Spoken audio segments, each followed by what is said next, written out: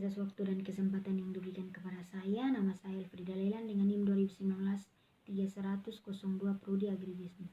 Di sini saya akan menjelaskan salah satu materi untuk memenuhi tugas UAS Ekonomi Manajerial, yaitu tentang struktur pasar. Definisi dan pengertian struktur pasar yaitu pembeli harga seimbang tergantung kepada apa yang terjadi dengan permintaan dan penawaran. Yang kedua, permintaan di sini adalah permintaan dari suatu konsumen terhadap semua penjual atas suatu barang yang dinamakan permintaan pasar atau market demand. Penawaran adalah penjumlah dari suatu produsen barang yang bersangkutan. Yang berikutnya yaitu tentang bentuk-bentuk pasar. Dibagi menjadi dua bagian, yaitu yang pertama perfect comparison, artinya banyak penjual atau banyak pembeli. Yang kedua yaitu imperfect comparison, dibagi menjadi tiga bagian, yaitu yang pertama monopoli, artinya satu penjual atau barang pembeli. Yang kedua oligopoli, artinya beberapa penjual dan beberapa pembeli. Yang terakhir monopolistik, artinya beberapa penjual atau banyak pembeli. Kemudian pasar persaingan sempurna dibagi menjadi dua bagian, yaitu pasar persaingan sempurna adalah suatu struktur pasar di mana terdapat banyak penjual dan pembeli, masing-masing tidak dapat mempengaruhi pasar. Kemudian yang kedua yaitu pasar persaingan sempurna juga merupakan suatu pasar di mana jumlah penjualan dan pembeli atau konsumen sangat banyak produk atau barang yang ditawarkan dan dijual sejenis atau serupa. Contohnya seperti beras, gandum, kentang, daging, telur, dan lain-lain. Kemudian ciri-ciri pasar persaingan sempurna dibagi menjadi beberapa bagian, yaitu yang pertama jumlah pembeli dan penjualan banyak sehingga masing-masing pembeli dan penjualan secara sendiri-sendiri tidak mampu mempengaruhi harga pasar.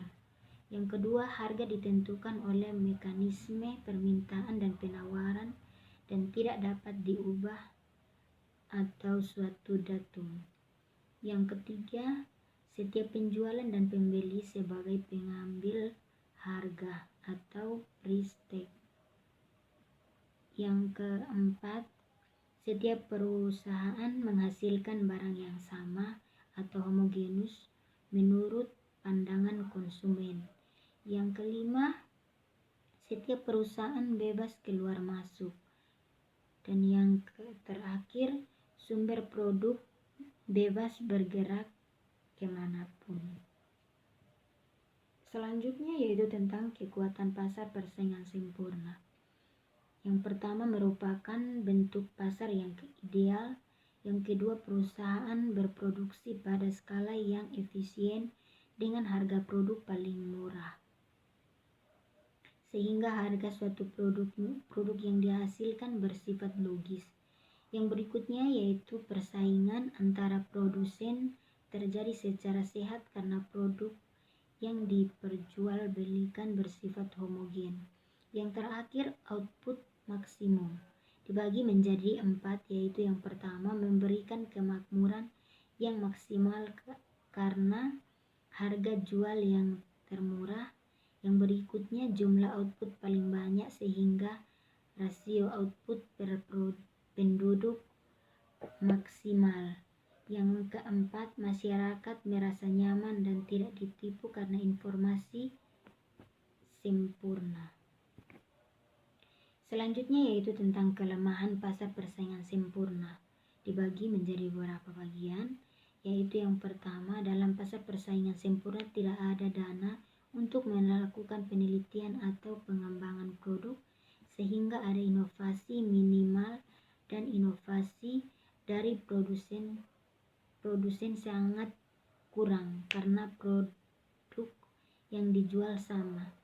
Yang kedua, pembeli mengalami keterbatasan dalam memilih barang atau jasa karena produk yang dijual adalah sama dan kualitasnya sama. Yang berikutnya yaitu tentang pekerjaan cenderung menerima upah dan gaji rendah. Yang terakhir, seringkali ada ketidakseimbangan dalam distribusi pendapatan dari masing-masing produsen. Yang kedua yaitu pasar monopoli. Dibagi menjadi 3 bagian, yaitu suatu bentuk pasar yang bukan persaingan sempurna, dinamakan bentuk pasar persaingan tidak sempurna atau imperfect competition, yang mempunyai berbagai bentuk seperti pasar persaingan monopolistik. Yang kedua yaitu pasar monopoli adalah suatu bentuk pasar di mana hanya terdapat suatu penjual saja atau penjual tunggal, yaitu bebas menentukan harga. Yang terakhir yaitu penjualan sebagai penentu harga atau price seller dan pembeli sebagai price taker. Contohnya seperti PLN, Pertamina, dan lain-lain. Yang berikutnya yaitu tentang penyebab terjadinya monopoli. Dibagi menjadi beberapa bagian pula, yaitu yang pertama adanya penguasaan suatu sumber daya inti atau modal tinggi. Yang kedua, adanya penguasa teknik produk tertentu atau teknologi tinggi. Yang ketiga, adanya penguasaan hak paten untuk produk tertentu. Yang keempat, peraturan pemerintah atau UU. Yang terakhir, biaya produksi lebih efisien dibandingkan produsen yang lainnya atau monopoli ilmiah. Yang selanjutnya yaitu tentang ciri-ciri pasar monopoli, di antaranya yaitu yang pertama, di dalamnya hanya terdapat satu penjualan namun pembelinya banyak. Kemudian berikutnya yaitu tidak terdapat seorang pihak yaitu presiden lain yang bisa memproduksi produk substitusi. Yang keempat, pembeli atau konsumen hanya memiliki satu pilihan, tidak ada pilihan lainnya. Dan yang terakhir yaitu tentang penentuan harga adalah produsen. Yang ketiga, tentang pasar oligopoli. Dibagi menjadi beberapa bagian, yaitu pasar monopoli merupakan salah satu bentuk pasar di mana dikuasai oleh beberapa penjual atau konsumen saja. Kemudian masing-masing penjual mempunyai pengaruh atas harga-harga barang yang dijual, tetapi tidak sebesar pengaruh penjual monopolis. Yang berikutnya ada saling ketergantungan antara perusahaan yang satu dengan perusahaan yang lain. Kemudian yang keempat yaitu untuk menguasai harga dan konsumen adalah penggunaan merek-merek dengan tertentu atau difference produk dengan mutu dan rasa agar sedikit berbeda. Dan yang terakhir, perusahaan oligopolis bersedia bekerja sama dengan saingannya menjalankan kebijakan harga dan output untuk memperoleh laba minimal. Contohnya seperti perusahaan makanan ternak atau MTP. Yang berikutnya yaitu tentang ciri-ciri pasar oligopoli, yaitu yang pertama, terdapat beberapa penjual saja dengan konsumen yang cukup banyak. Yang kedua, produk berupa barang dan jasa memiliki sifat homogen dengan beberapa sentuhan inovasi dari beberapa titik. Yang ketiga, produsen baru bisa masuk pasar meskipun banyak tantangan dan kesulitan yang harus mereka hadapi. Dan yang terakhir, penjualan menjadi pihak yang mengendalikan harga dan terdapat ketergantungan serta persaingan yang ketat di antara produsen. Yang Berikutnya yaitu tentang jenis pasar oligopoli.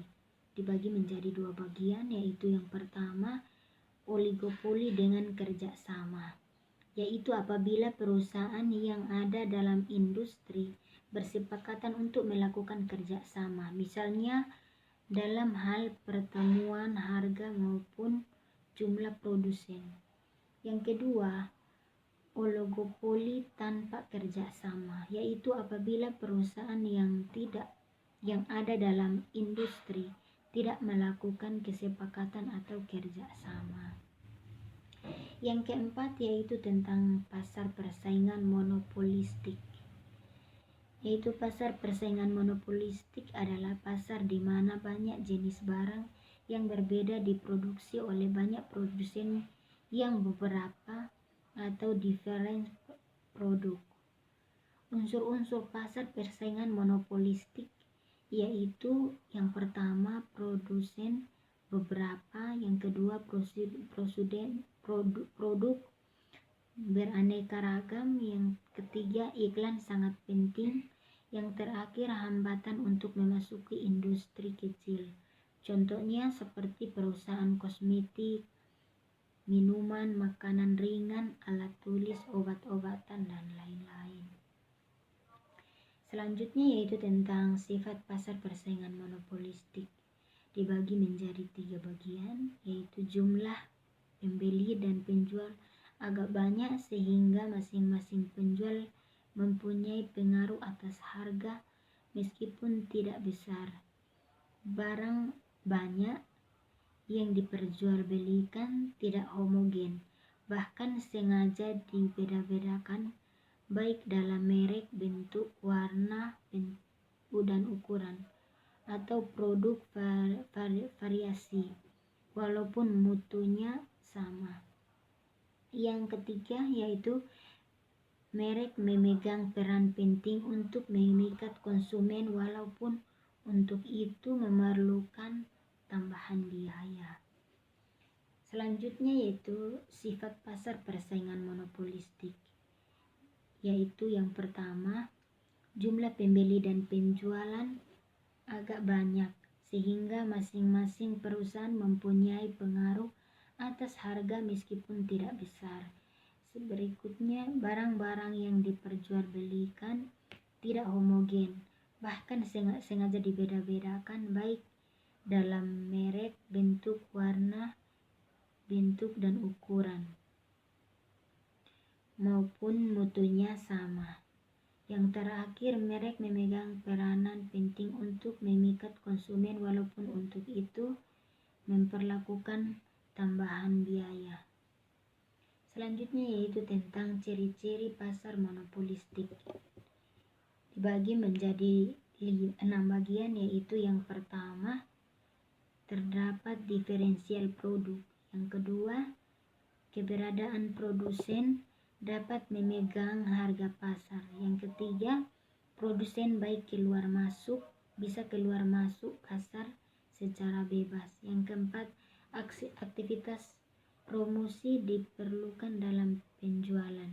Yang kelima, produk yang diperjualbelikan bersifat heterogen. Dan yang terakhir, terdapat persaingan ketat antara produsen atau penjual. Sekian dan terima kasih.